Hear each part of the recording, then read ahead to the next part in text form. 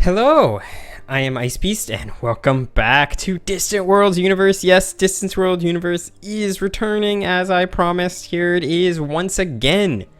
We are going to be playing with the Retreat UE, which I'll explain what that means in a second. First, I want to say that I already recorded about 3/4 of this episode until we had a power failure and I lost everything. And that sucked, because the start was going really well. I was really enjoying what was going on there. But whatever, let's get into it. First, I just want to say, so this is Retreat UE, where UE stands for Unleashed Extended. Unleashed referring to Research Unleashed, and Extended referring to Distant Worlds Extended. So you can see this right here. We have the Unleashed mod, the Extended mod, we have the AI Improvement mod without the AI build orders.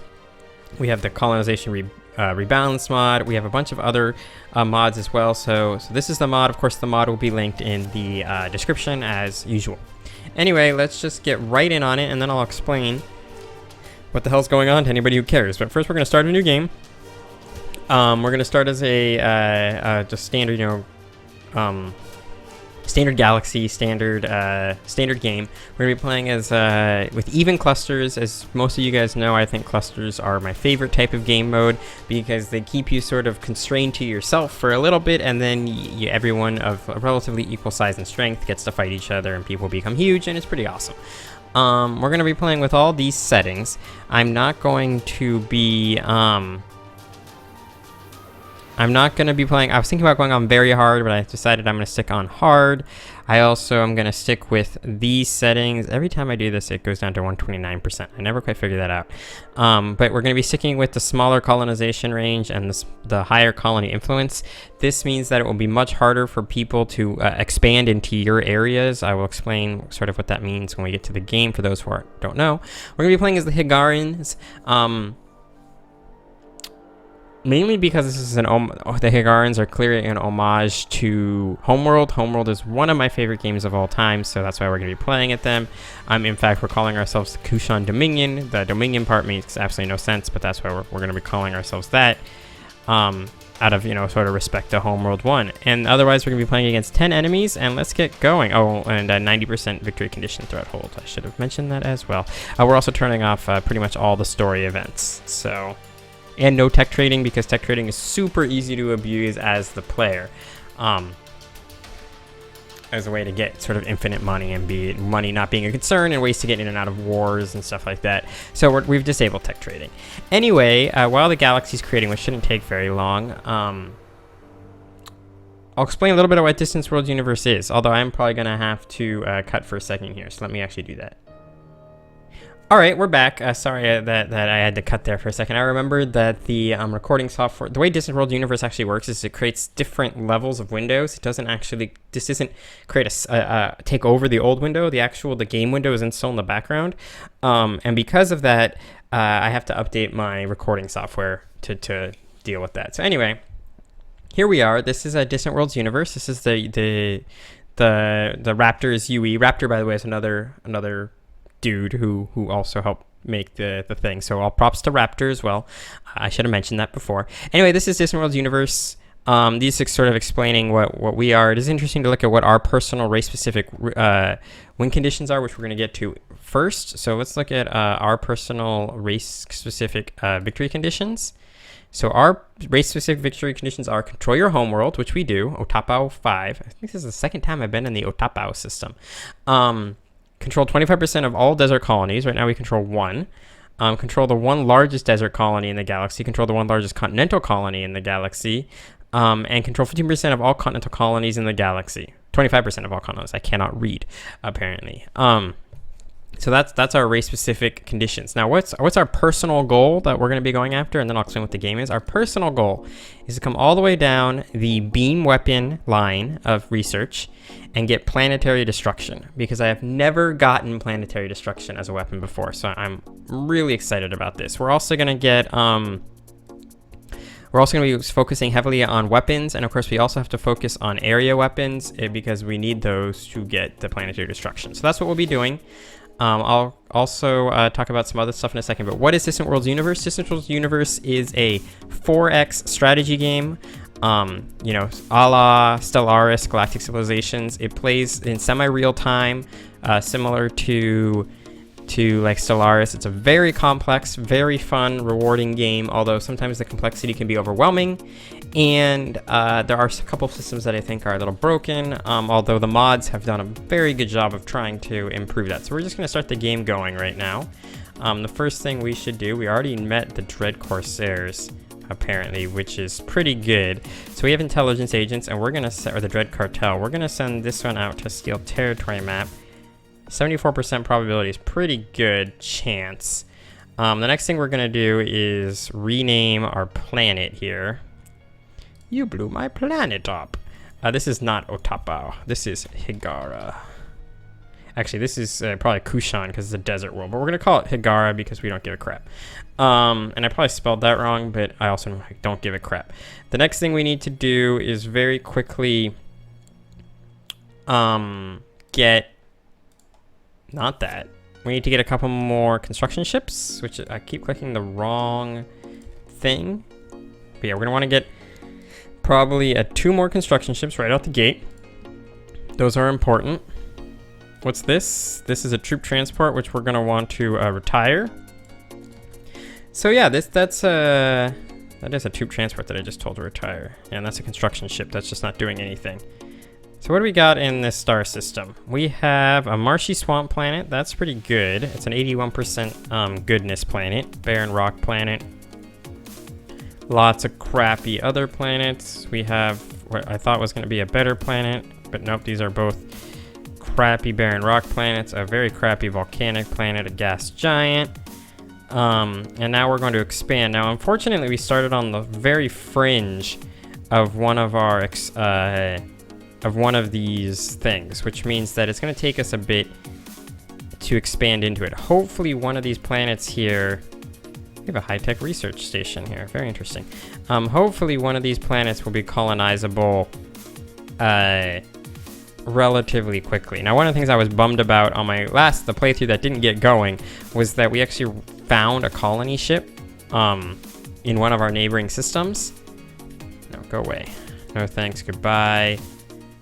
No thanks, goodbye. You can manipulate those guys as well. Yeah, we found a colony ship like right away, so I was kind of sad that I'm not going to get that colony ship. So what am I doing right now? I'm sending out exploration ships to pretty much every neighboring system. We're going to go up to 4x. I don't know why we're at 2x. But yeah, we're going to... Oh, and I need to... These construction ships that I just built are going to need to become automated. There we go. But yeah, we're sending out exploration ships, and what we're hoping to do is discover planets that we will be able to colonize in this area. Right now, we're looking for desert planets because I believe that is our native colonization type. I don't see any, so we're probably not going to get any anytime soon. You can also colonize moons. For those who don't know, I'm probably not going to spend too much on tutorialization. One interesting, of course, our fucking agent got captured. That's fucking bullshit. 75%. Come on your first fucking mission, your agent gets fucking captured. It's important to get intelligence agents running early because they're very powerful. You can use them in lots of important ways. So that's why I'm just a little bit pissed off that they got captured so freaking early. But so what we're going to do on our research, by the way, is we're going to start immediately going down the commerce line because commerce is very important. One of the critical things in this game is keeping your money in the positive, and you can get important things like the open trade network, which increases your colony income by 30% on the colony it's built at. You can get the trade guilds, which increases your empire income by 20% on the thing it's built at. You can get galactic capital, which increases your empire income by 50%. Both of those, really good. Some of these aren't that good. Like galactic hegemony, this just increases your colony development on the colony it's built on by 50%. I just don't think that's a worthwhile thing. So yeah, we're gonna be focusing heavily on this stuff, which sometimes puts us at a sort of behind the 8 ball on everything else. So that is something to consider. But yeah, so we're hoping we'll find places that we can expand to relatively quickly, because if we do, then we can get another base out over here, which will allow us to expand our borders and to try to get our entire zone sort of under our construction or under our control. Cool. We just got new research done, which is what that told us.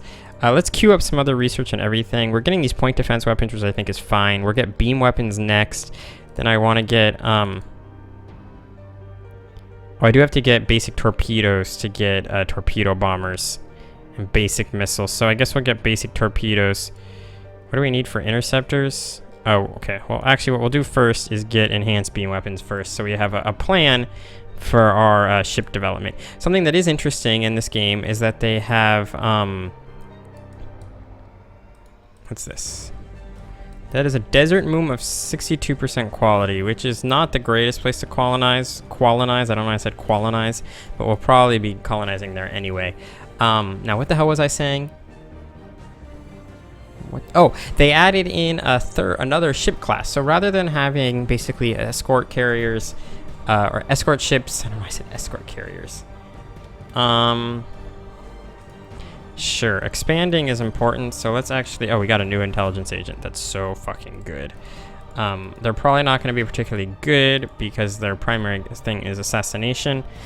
But whatever, we need to start getting this. We're using one of the easiest missions, by the way, to send them out on right away. Anyway, you want to expand pretty early because you want to get your colonies built up pretty early. Even a crappy planet like this, 62%, is still something to start with. We got a new scientist at the Otapo 5 spaceport. We don't want to call that Otapo 5 spaceport. We're going to send you to the research station that we have built. This was a high-tech research station, so your skills aren't going to match very well, but whatever. Scientific breakthrough.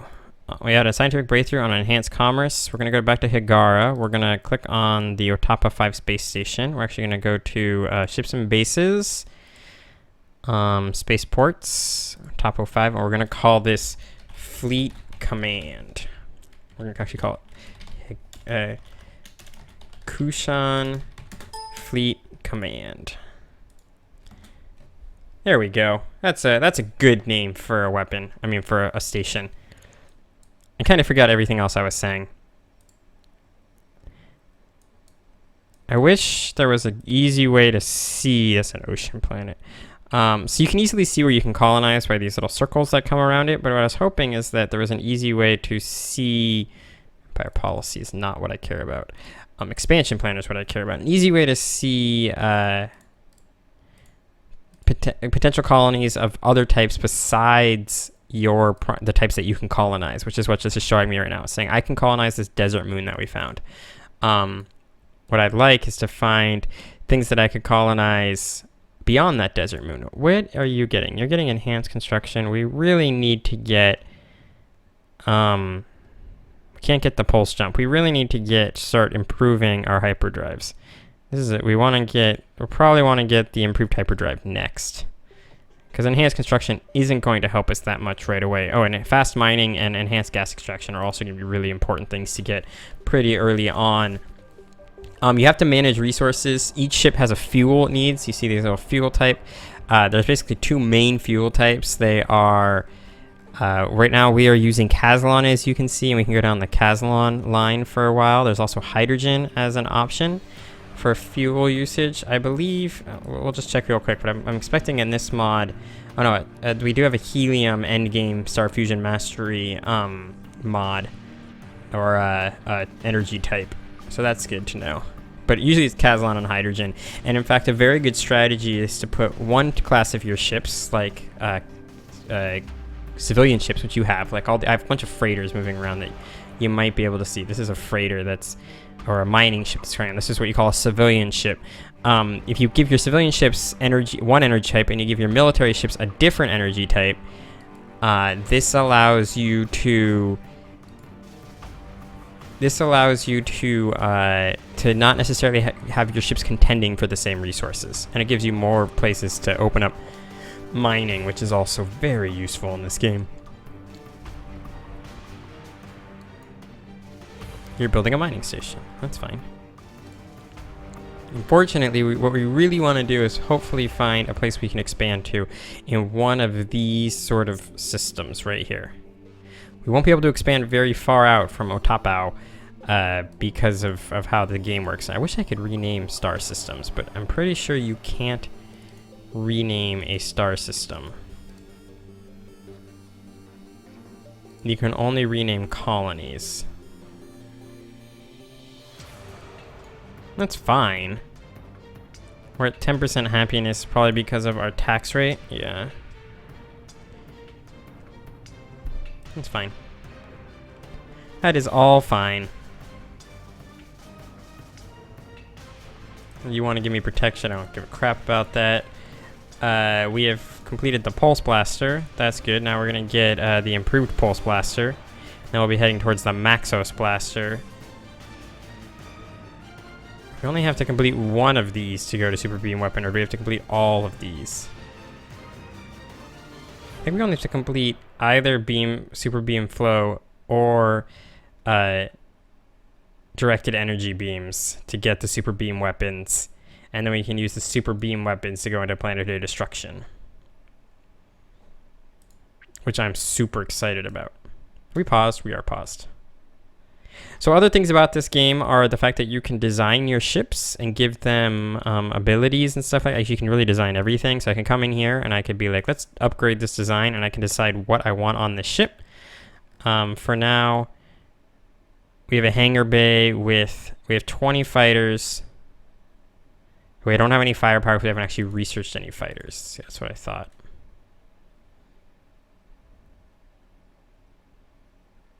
I don't think, actually, let me go back to my designs here for a second. Let's go back to this. Let's manually upgrade this design. Yeah, we have fighter hangar bay, but we don't actually have any actual fighters. Yeah, that's what I thought. Okay. Our agent has been detected after successfully stealing the territory map. Excellent. Now the question is, can you actually do anything useful? No. So what we're going to go after you next is, I mean, your assassination is your best skill, but we're going to just send you to go do this again.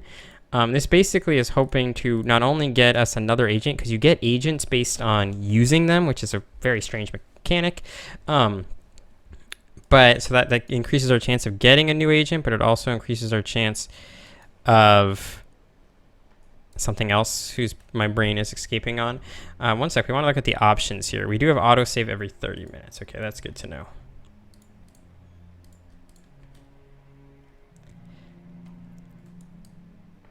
I forgot what I was saying again. I'm having a moment like this, aren't I? Is there any place that would be... let's look at potential research locations. We don't have any potential research locations. So what I want to do is come to our capital world, which is over here. And here we are going to build...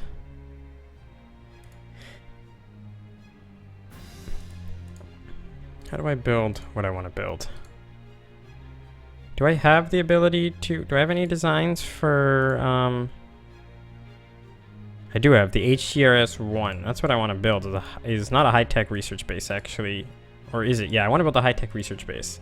We really want to get our high-tech... our high-tech construction underway right away. It's interesting that I don't see it. I mean, I see it right here. It's just interesting that it doesn't... usually there's little icons that pop up that they must have gotten rid of. That's very interesting. Let's go to our fleet. We don't have any fleets. Let's look at our military ships. These are our military ships. They're not particularly important. Where's my colony ship? There it is. Unfortunately, we still haven't found any good stuff. And like I said, I don't really see anything to, like, that's even potentially colonizable in any of these systems. It's an ice moon. That sucks. We do have a really crappy desert moon here. We're not going to be colonizing that. Barren rock moon, barren rock planet.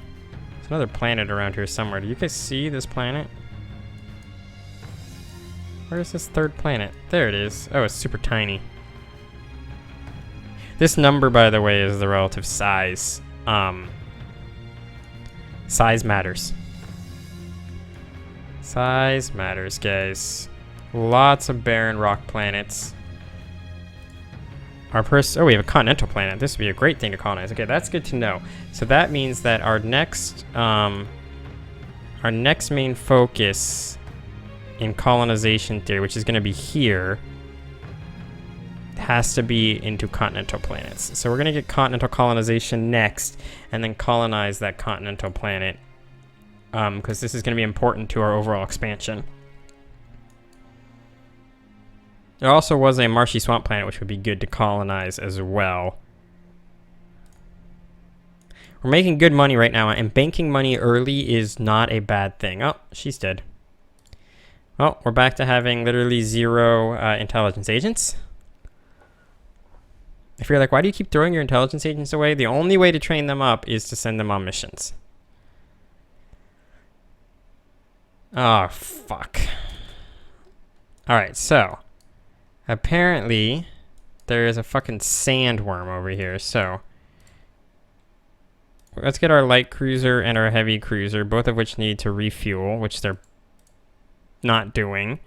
So our light cruiser and our heavy cruiser, ships and bases. Oh, we need to end this episode, but we'll do this real quick. Military ships, light cruiser, heavy cruiser, destroyer.